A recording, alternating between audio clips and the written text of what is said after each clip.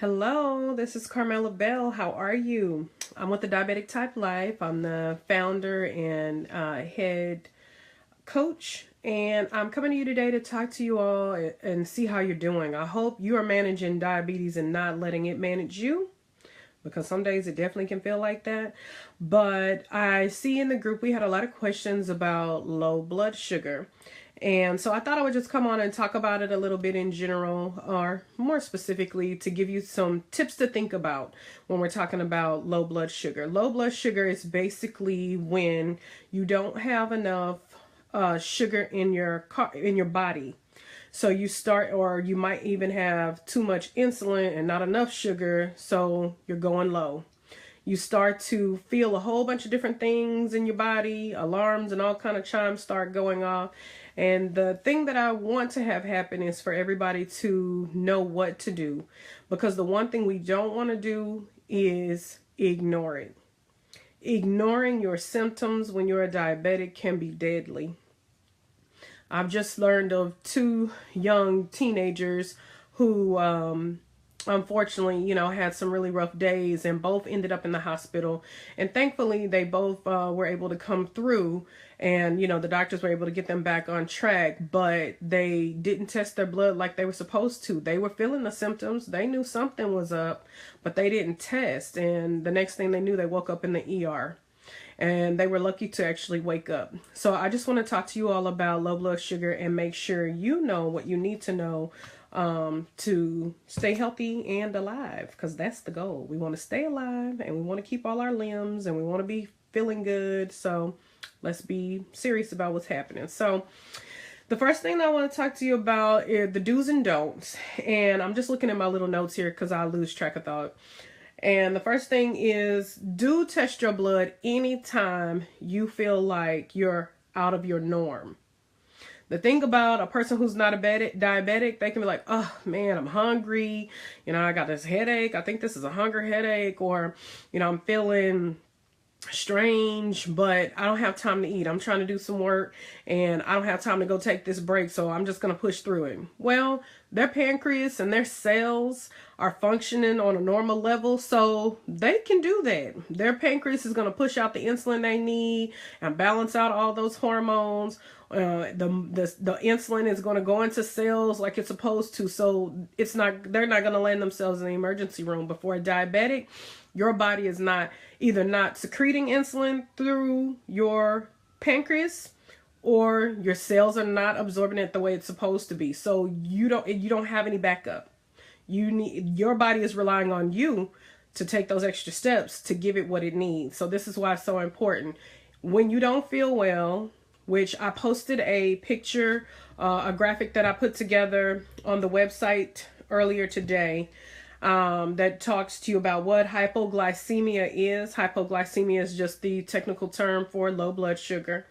And we talked about full body experience. You get excessive sweating, excessive hunger, fainting, fatigue, lightheadedness, shakiness, vision problems, slurred speech. So I've talked to some diabetics who say, 1 minute I was fine. I was, talking to somebody, walking down the Walmart aisle, and I'm looking at things. Everything's cool. But the next, I'm confused. I'm like, wait a minute. This was just making sense to me a few minutes ago, but it's not all of a sudden. That's a sign you need to check your blood sugar. The first thing you want to do is check your blood sugar. You don't want to assume that, this is just, I ate too much, or I'm just a little tired, or I just need to lay down, or don't do that. Don't do that. Test your blood. If you're testing 3 times a day like your doctor says, but you have this moment and you're not feeling good, test again. It's okay. You need to test again. So test. You always want to test to confirm whether your blood sugar is high or low, because there are some symptoms that kind of overlap between high blood sugar and low blood sugar. So although you might have a headache and think, oh, well, I normally get a headache when I'm high, you could be low. So you just want to make sure you confirm. So once you confirm, excuse me, you want to look at the number and see where you are. In this particular scenario, we're going to assume you're low. And according to all the guidelines and documents, anything lower than 70 milligrams is considered low. So if you test your blood and you're at 70, 60, 50, 40, heaven forbid, 20, the lower you are, the more aggressively you might need to treat it. But the guideline usually tells us to do a 15, 15, 15. You check your blood. If you're lower than 70, you eat or drink 15 carbs of sugar. So you want to do a fast acting sugar. So something like juice or glucose tabs. I think this is probably going to be backwards as far as the wording, but glucose tabs, they come in a lot of different forms. They have glucose gel, and for people who may or may not be able to just, keep food on them all the time. If you're in a job where you work and you move around a lot, this is something you can keep in your pocket. And if you were to go low, it says the serving size is 1 tube, serving size per container. This whole tube is 15 grams. So you would basically squeeze this entire tube down your throat, and it's going to start to work on that blood sugar for you really quickly. So you test, we treat it, and then you wait 15 minutes. After 15 minutes, you want to recheck your blood sugar to make sure that your body is responding to the sugar that you just gave it.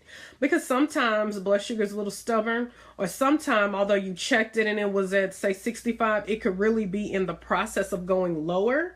So that 15 carbs may not be enough. So if after 15 minutes you test your blood and it's still not going up, then you do another 15. You want to make sure that you don't just take 25 carbs off the top, because sometimes it can cause a rebound. A rebound is when we start out low and then we rebound all the way back up high. So we go from being 55 and now we're at 278 because we over-treated the low. So that's the other thing. You don't want to assume that it's a one-size-fits-all process. Even though they do standard, the standard is to use 15 carbs, we've learned in our family that depending on my son's number, sometimes we go lower, sometimes we go higher. So if he's 50, we might start at the 15 carbs, but we might give him about 20. And then we'll wait our 15 minutes and see how well he comes up. But if he's like right at 70, that's when we'll make a few decisions. We'll decide, okay, if he's at 70 right now, what are we about to do now? Is it now time for a meal? Because if it's time for a meal and he's at 70, then he can just eat. We'll start by letting him drink the juice first and eat some of the carbs first. But we'll start with just letting him have the meal rather than giving him a juice and the meal, and then we end up high. So because he's at a higher number, sometimes he'll be slightly higher, like around 80 or 100, but he feels like he's at 65. So at those times, we just have to watch him. He's not feeling well, but if we were to give him, that 15 carbs and he's already at 80, that could start to raise him too high. So we really just have to kind of play it by ear.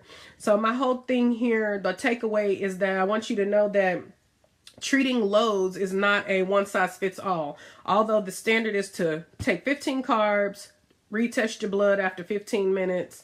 If your blood sugar is going up, you're feeling better, good to go. You're all right.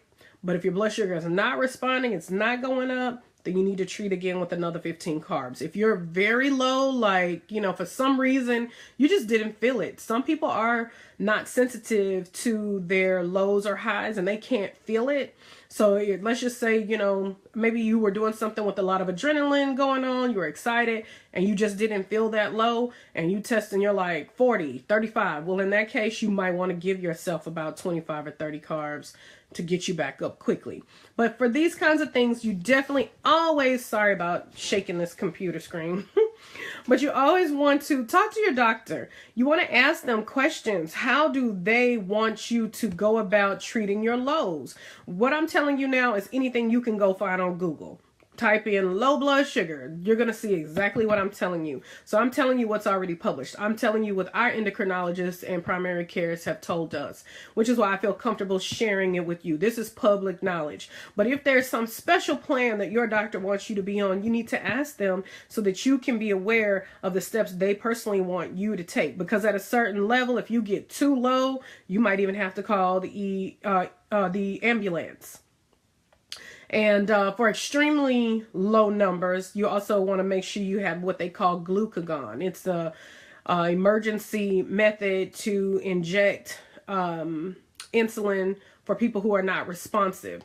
But when you're giving glucagon, that means the ambulance is on their way. This is a very dire situation. But the goal for us is to prevent all that. We don't even want to let it get that bad. And the way we keep it from getting that bad is to respond to the lows. Your body is your best indicator of all things. When you have a headache, blurry vision, I just don't feel well, I feel tired or dizzy, I just feel off, test your blood. You're diabetic. You have an extra set of circumstances going on with you that some other people, because quite a few of us are dealing with this in our lives, that some people are not having to deal with. So you need to test your blood. So that's the first couple of things, is test your blood anytime you're not feeling your norm. Check your blood, treat with 15 carbs, test 15 minutes later. If everything's good, you're good. If it's not, repeat that process. Never guess at your number, because symptoms for highs and lows can overlap. Like I said before, I'm just giving you a little recap. Some of the symptoms could be blurred vision, the excessive hunger, tiredness, and headache. Those things show up whether you're high or low. So you can't always just assume. You might even think you're low, and then you test and no, you're really 380. And in that case, you need to get water in your system. You might need to take pills if you're on the pill method. You might need to take a correction of extra insulin if you're taking insulin. Depending on how well you feel, you might even just start moving around. If you can vacuum the floor or sweep your floor or take a short walk, they kind of caution us about, you getting movement in when you're at a high. But really and truly, if you're feeling okay, I'll say for our family, if he's not feeling deathly ill, meaning he's not vomiting, he's not like, laying around the bed, I can't move, I can't breathe. If he's up and he's of his normal energy level, but he's high, we go walk. We get him moving around. What we really have started is our thing called dance party. We turn on all his favorite songs and we get to dancing. And you'd be amazed. Just a few minutes of dancing brings those numbers right down with that correction. So there are lots of things that you can do. But I guess that leads me to another step that I didn't think about is movement. Movement is super, super important. I think I touched on it before, but movement is what we need. Especially if for people who are not, hopefully you can hear this. I really thought I had my earbuds in this whole time. Boy, I tell you, please forgive.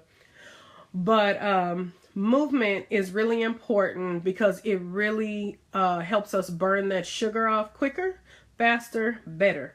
So if you have no other recourse, there's nothing else you can do, you drink all the water you can drink, and you've taken the medicine you can take, move. Just try to get yourself moving. Even if you just stand and walk in place, any movement really helps. So always keep snacks on hand. I know sometimes if we're not really fully accepting this diabetes thing, we kind of still are resentful that we're having to even deal with this. A lot of times we rebel. I'm just saying, I've had some moments where I wanted to rebel, but because it's my son, I can't. But I know other adults who have and do on a regular basis. But sometimes we rebel by not being prepared. We rebel by not taking our insulin with us. We rebel by not taking those pills in the morning and at night like they tell us to. We rebel by not taking the shots. We rebel by not testing our blood sugar. So there's a lot of ways that we can rebel, but it's not worth it, because what we're talking about is, sure, in a perfect world, I should eat healthy, green stuff all the time, only drink water and, tea and some coffee maybe with no sugar. There is a wonderful bubble of perfect world scenarios that we could come up with. But the deal is, we just need to make better choices. And in making better choices, it just means meeting yourself where you are and deciding, do I want to live?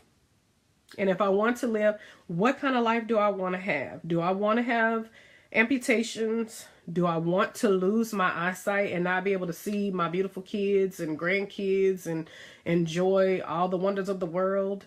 You know, do I want people to have to push me around because I don't have a whole leg? I really hate to seem pretty gloom and doom, but this is the opposite side of denial. And this is the opposite side of rebellion. And to me, it's not worth it. Life is hard enough just trying to survive and pay bills and love your family and take care of family and provide food and all these things. I know everybody has different levels of resources in different situations, but you know, is it worth it? Is all I'm trying to get at. Is it worth it to ignore it? When instead of ending up in the ER for a week with a 10,000 plus bill, here in America at least, all you had to do was test your blood and take 15 carbs of something. Is not that hard. But I get it. You know, this diabetes requires a lot of you. A lot of your mental energy, a lot of your time, a lot of planning. And if you're counting carbs and reading labels, a lot of math. So I'm not going to minimize the struggle. The struggle is truly real. But at the end of the day, is it worth it? If you're going to live on this land and you're going to be breathing this air, what quality of life do you want to have? Is it worth it? So always keep your snacks. You can, now I know, you know, I'm talking to mostly adults, but I still stand by these drinks. I like these little Elmo drinks. They're very small. They're only, let me see, does it tell me? They're 15 carbs. And how many ounces? I think it's just about 4 ounces. Yeah, I think it's just about 4 ounces. It doesn't really tell me on here. But these are only 15 carbs. And I actually found Juicy Juice has made some. They had a few different flavors. But they're really small. It's like what you would give a little toddler. But what I like about these is when we are out and about, or if my son is with other people, everybody doesn't walk around with measuring cups. And if you haven't been measuring for a long time, you might not be able to just look at that glass and guesstimate how much 4 ounces is in a container. So these little boxes keep me from having to think. If he's low, you usually are like jumping, like, whew, what's wrong? What do we need to do? You know, so you're already in a heightened state of awareness. So you might not be thinking about all the things you need to do. So the thing about these little boxes is I don't have to think. I don't have to worry about if anybody else is thinking. I just need him to take it, drink it all down. That's 15 carbs. And then we wait that 15 minutes to see if his blood sugar is responding. So I always like to share these with people because I know as adults, we are not on the kitty box juice aisle, you know, looking to see what we can use. But for diabetics, they are a really great thing to have. And the thing I like about these too, if you don't like the glucose tabs, you know, keep these little juice boxes in your car. You can take them everywhere. You can put some in your bag. You can put some in your car. Keep some at your desk. But they're easy to transport, and I just like them. So the last thing is what's in your bag. Do you carry your supplies with you everywhere you go? If you are doing that, I am so happy for you. Kudos to you. If I had a gold star, bing, I would put it right here for you right now, because you're taking some good steps. Keep your supplies in that bag. So you would want to have your glucometer where you test your blood. That means you also need your lancets, or your poker as we call it. You need to make sure you have ample strips and carry extra strips, because sometimes, you know, we get low and we're not paying attention, and you don't want to get out and not have it when you need it. So always have like an extra bottle of strips. If you're on insulin, have extra needles, or if you use pens, have the pen needles.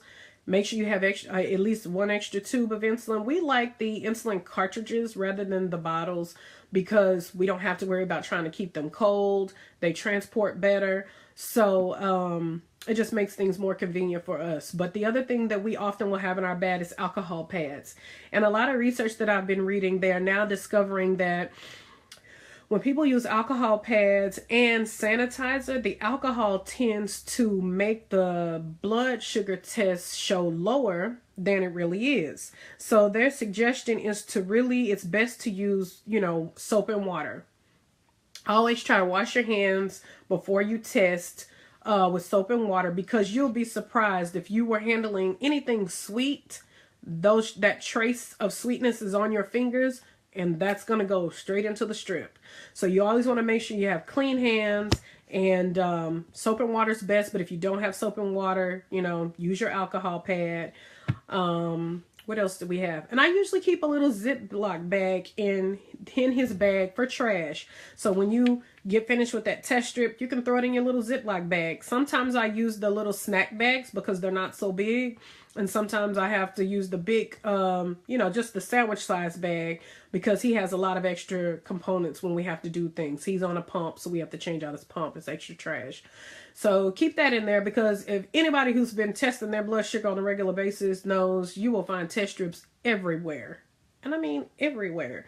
Somebody just posted that in another group that I'm in, that their dishwasher stopped working. Husband literally pulled out the dishwasher. It's laying face down on the floor.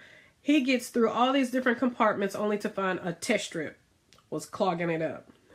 I mean, really, how does this happen? Test strips are ridiculous. So I keep a little bag in there to try to keep them under control. I keep some of these juice boxes. Sometimes I keep fruit bowls. We usually get the fruit bowls, like, the fruit bowls in juice. I usually get the ones in real juice, because the ones that are sugar-free taste weird, and that sugar-free stuff, which I posted and kind of talked to some people about in the group, is really not good for us. So I usually do the ones in juice, not heavy syrup, because most of those will be between, depending on the fruit, sometimes it can be anywhere between like 11 and like 18 carbs. I don't go over 19 carbs on the fruit cups, but I'll keep a fruit cup or two in his bag. I'll keep some of these juices in his bag. There are small crackers, which I'll show you all on another video or another talk, but they're small Andes crackers. They I think they're Andes, but they come 1 to 4 in a pack, and those 4 in a pack are 16 carbs. And I don't like those big long packages of prepackaged cooked crackers, because they usually come with about 8, and that's too many. And we ended up wasting the other 2 crackers. So these little 4-pack crackers are great. And here in America, in Aldi's and Walmart, they're like $1. So it's a real quick treat. But for adults, if you're working and you test your blood and your blood is low, and you treat with the 15 carbs and your blood starts to respond. If you're working and you're going to be doing like a strenuous activity, moving around a lot, walking a lot, or lifting things, if you're just going to be physically active, you might want to also take a few extra carbs, what I call a buffer. Because as we move, we burn sugar. So even though you're bringing yourself up to a normal level to start feeling well, as soon as you start moving around and doing all that work, that blood sugar is going to go right back down. So do keep in mind your level of activity when you're treating that low, to make sure you give yourself what you need. But I think ultimately, the last thing, which is wear a bracelet and or tell a friend. I have friends who are diabetic. Some of them I didn't know were diabetic for years. And I just think back, what if something would have happened? What if they accidentally, took too much insulin, or, just was low? They didn't eat a lot for breakfast, or they did more walking than they expected and burned it off. And now they're low and they're not feeling well and they pass out. If I know they're diabetic, then what am I going to do? I'm going to test their blood, because if I'm your friend and I know you're diabetic, I'm going to know, okay, where do you keep your glucometer? Where do you keep your insulin or your pills? Or how do you want me to help you if the worst happens? Because obviously, if you're doing what you're supposed to do, it should never be an issue for me to have to consider. But it's never, never too much. It's not going overboard to have a friend know that you're diabetic and explain to them what you need in the case of an emergency. So, I mean, because just think about it. If I passed out and I'm diabetic and nobody knows, then of course, I'm sure somebody's going to call the ambulance, but I maybe didn't need an ambulance. Maybe I just needed to test this blood, get some sugar, and now I'm back on track. Or if it did get serious enough for the ambulance to come, how much time would the EMS waste trying to triage you? They could have been giving you some insulin and fast acting insulin and getting you back on track, or whatever they do, whatever it is they need to do. They could have done that immediately if you had a bracelet on, or if you had a friend to say she's diabetic. They're going to automatically jump to their protocol for diabetics. But if you don't have on a bracelet, you don't have on a necklace, you don't have on a chain, they have some really cute diabetic jewelry these days. Really cute. That looks like your regular jewelry. It'll blend right in. And so if you were to pass out or have some unfortunate situation, EMS, they will automatically know to pat you down and be looking for these things. You also, with our fancy phones now, they have on some of these phones where you can have your medical information to show up on your phone. So they know, well, let me check their phone. Does their phone say they're diabetic? So the whole deal is, when you're diabetic, you're constantly in a state of life and death, life and death, life and death. And that's just the truth. If nobody told you, I'm sorry. I hate to be the one to tell you, but this is what it's about. It's a constant state of trying to survive between life and death, and trying to stay away from the death part, and trying to stay away from the amputation part and the losing vision part. So tell your friends. Everybody doesn't have to know. You deserve your privacy, but at least make sure somebody you trust is aware. So if they need to step in on your behalf, they can. And if you don't want to go there, or you just don't talk to people like that at work or what have you, make sure you wear your bracelet or your necklace or your chain, something. Even if you wear it underneath your shirt, just wear something so that the people who need to know can know if they're trying to help you in an emergency. So I hope I didn't ramble on too much. You know, I'm getting used to this live stream stuff. This is not an easy thing for me, but it's important to me. It's important to me because I'm tired. I'm tired of people dying from diabetes and don't have to. I'm really tired of people losing limbs and they don't have to. Over this past 4 days of the weekend, somebody told me every day another person that had lost a limb or a toe. I mean, this is just outrageous. It's just ridiculous. I can't deal. And so my mission here is to stop it. And what I learned is that, you know, a lot of people just aren't getting the information they need. So I'm not a doctor, not an endocrinologist, not a nurse, not a nutritionist, not a diabetes educator. I'm just a mother of a son with type 1. And the niece of some aunts with type 2, and a friend of some other people with type 2, and I've helped them, and I want to help you.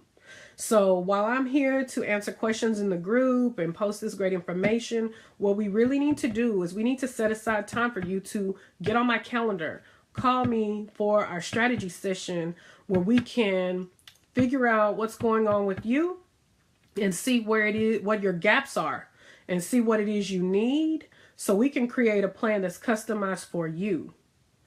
So that, yeah, well, we can all learn from everybody's experience. We can prepare based on other people's questions, but we need to customize a plan for you. We need to figure out what questions you need to ask your doctor that they have not yet answered. We need to make sure you are equipped to survive and thrive and live a good life. So message me, inbox me, or email me at Carmela@adiabetictypelife.com. And let's see if we can set aside some time to talk and figure out how I can, you know, create a better strategy for you. But ultimately, if you're in a new situation with diabetes and you're not sure what to do, you need to demand what you need from these doctors. Don't sit around at home being confused because you already paid them to treat you. So you call them. When you go to those appointments, you're paying a lot of money for that visit. You ask every question you need to ask. But go prepared. Have your questions written down. Have your paper to write down the answers or record them responding if they let you. But fight for your life. Be your best advocate. And until you get it right, I'm here for you. And even when you get it right, I'll still be around. I'm committed to helping to stop these amputations and to help you live a good life. So I hope this was helpful. If you have any questions, you can ask them in the comments and I will definitely respond. And talk to you later. Be well, test often.